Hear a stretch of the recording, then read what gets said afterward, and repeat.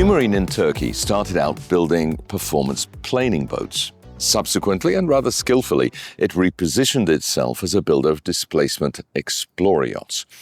Its latest offering is the 30XP, which is here at the Monaco Yacht Show, and it neatly fills a gap in the ever-expanding XP series. It also introduces a number of innovations, not least as Numarine's first yacht with diesel-electric propulsion. But first, a little background. In many ways, the decision to refocus production on displacement crossover-style yachts was the result of changing tastes among owners.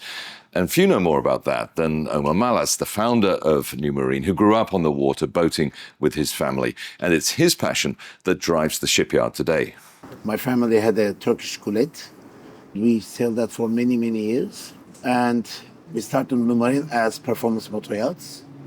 But then in years, what I've noticed is, for example, a lot of people are buying Range Rovers, but not really using them for off-road, but they are comfort. You're sitting high on the road, so you're seeing more of the environment. So I said, why don't we do the same in boating?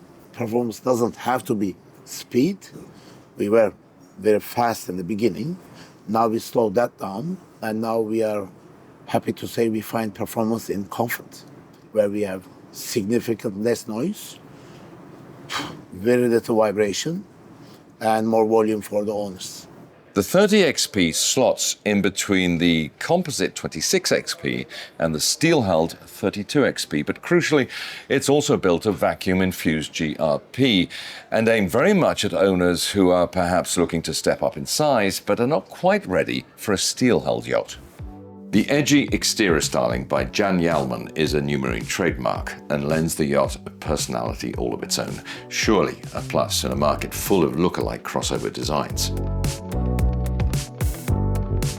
It's a Numarine trait to have that edgy, robust, kind of like the 4x4 of the seas look to it. I think we've created a niche for ourselves in the market where it's a unique look. Not many people are doing it, especially with the front knuckle that has a fascia, it has a character that is kind of stands out.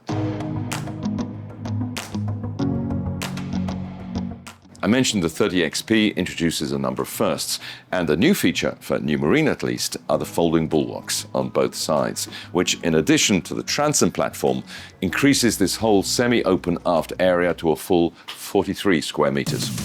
Note also the generous headroom. That's because the open-air aft terrace above is on a raised level, which further means more privacy in the cockpit when set up for casual dining, and the yacht is moored aft too in the marina. On the other side of this door is the engine room, and we'll be talking about the diesel-electric propulsion system in a moment. But on the other side of the engine room is a side-loading garage with room for a 5.5-meter tender. This is another first because all the other models in the XP series stow the tender on the fly deck. Having the garage frees up room up top for more open-air dining and lounging. Moreover, the hardtop roof is covered with solar panels, producing around 6 kilowatts an hour of auxiliary power for hotel loads, and not forgetting the family-sized sun pad and forward-facing bench seat on the foredeck. Access into the main saloon from the cockpit is through these glass concertina doors, which, unlike sliding doors, open completely. I really like this space for the slightly asymmetrical layout, the huge windows, and the wide access forward to the dayhead galley and the master suite. I also really like the cool and casual vibe of the interior design. In this boat especially, we kind of wanted to have that open feeling. And yes, we take inspiration from Scandinavian design, automotive design, furniture design. We want the customer to feel this connection to the sea. So it's an open space, clean space, light, airy, fresh, but we can basically do anything that the customer wishes, and we have done in the past different designs for different clients as they wish. One of the highlights of the master stateroom for me is this private balcony, which instead of being in the sleeping area, which is not always very practical, is at the entrance to the suite opposite the walk-in wardrobe. And it offers a cozy nook which can be enjoyed even while underway and the balcony itself is closed. Below deck are 4 spacious ensuite guest cabins, as well as the crew mess and accommodation for 5 crew. It should be said that the crew quarters are compact but very comfortable for the size of yacht, and this is partly thanks to the 7.35 meter beam, even though they are in the narrower forward section of the hull. I said at the beginning of this video that this is Numarine's first yacht with diesel-electric propulsion. There is a standard version available with twin 560 horsepower MAN engines, but this one is equipped with 4 diesel generators of 108 kilowatts each, which can work in tandem with lithium-ion batteries to drive 2 Danfoss electric motors of 200 kilowatts each. These in turn are coupled to conventional drive shafts and propellers for a top speed of 13 knots and a remarkable range of around 3,000 nautical miles at 8 to 9 knots. To minimise the space requirements for the engine room, we needed to use smaller generators and electric motors over a hybrid system. So a conventional, let's say, hybrid system, you have an engine, a main engine, you have electric motor, and you have a gearbox. It's all in a package. It makes a big package. It takes a lot of space. By taking away the main engine completely, we could also take away the gearbox.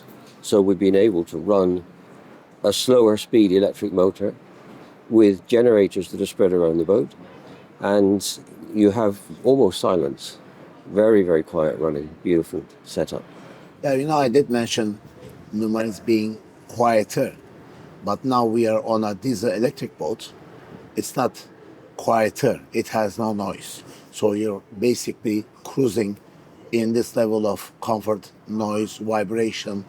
So diesel electric is, I believe it's in the future. One, it's more efficient. It's greener in not so green industry. And it offers the customer a lot of comfort. With 4 units sold even before this first hull was launched, the 30XP is another feather in Numarine's cap. Producing around 9 to 10 yachts across the XP range each year, it has invested in a new production facility and has larger models in the pipeline. The new 40XP will launch next year, for example, and the first 45XP flagship is expected in 2027. Numarine takes an efficient, lean manufacturing approach to boat building, but just as important to its growing fleet and ongoing commercial success is the very close relationship it likes to maintain with its customers. I know probably 95% of my clients. I like this personal relation. I like to know them. I like to know their wives and hopefully their children. And I like to know that they're enjoying their time on board. The only way we can keep this going is if we can stay small, stay boutique, and keep everybody in the family.